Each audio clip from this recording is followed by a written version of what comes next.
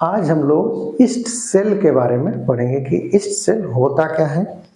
और थोड़ा सा कंफ्यूजन होता है क्योंकि ये सिंगल सेल्ड होते हैं, तो ये लगता है कि ये कुछ बच्चे आप क्वेश्चन करेंगे तो बताएंगे कि प्रोकैरियोट होता है। सिंगल सेल है तो उनको लगता है कि प्रोकैरियोट होता है, लेकिन ये गलत है। ईस्ट जो होता है, दिख रहा होगा, ये यूकैरियोटिक होते हैं, दिख रहा होगा। गुड। ये छोटे होते हैं, टीनी।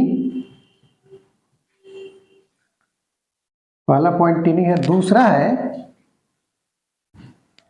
छोटे। टीनी मतलब छोटे होते हैं, सिंगल सेल्ड होते हैं, मतलब सिंगल सेल के होते हैं। और ईस्ट क्या होता है? फंगस होता है, बैक्टीरिया नहीं। क्या होता है? फंगस। ठीक है ना। तो ये कवक, एक प्रकार का कवक है। बहुत सारी चीजें जो खाते हैं आप उसमें पाया जाता है। जैसे आप,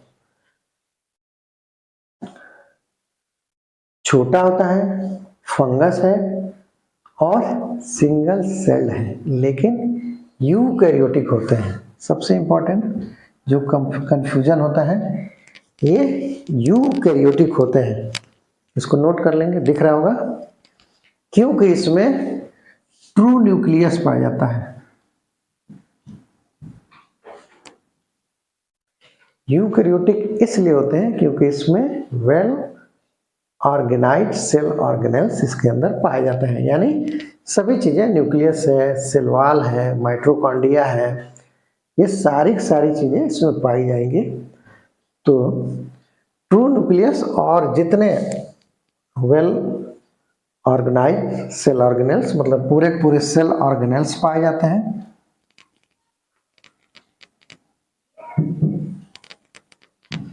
पाए जाते हैं, इसीलिए इसको हम यूकैरियोटिक कहते हैं। होता है ये सिंगल सेल, लेकिन ये यूकैरियोटिक है, ट्रू न्यूक्लियस। अब आप देखेंगे प्रोकैरियोट, इसको इसलिए नहीं कहते क्योंकि प्रोकैरियोट में प्रिमिटिव टाइप ऑफ सेल होते हैं और उसमें जो न्यूक्लियस होता है वो ट्रू न्यूक्लियस नहीं होता है और कोई ऑर्गेनेल्स और नहीं पाए जाते हैं।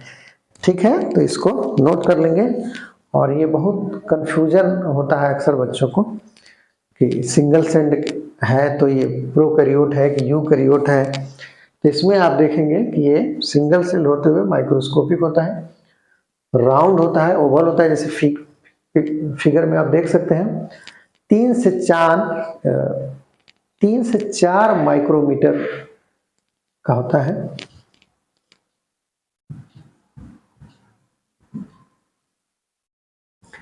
इसकी लेंथ होती है और इसमें माइटोकॉन्ड्रिया, वैक्यूल, सारी चीजें पाई जाती हैं। तो इसको नोट कर लेंगे, दिमाग में रखेंगे कि ईस्ट जो होता है वो यूकैरियोटिक होते हैं, प्रोकैरियोटिक नहीं होता है। अब इसमें देखेंगे कि इसका रिप्रोडक्शन कैसे होता है, तो इसको देख लेते हैं। रिस्ट में रिप्रोडक्शन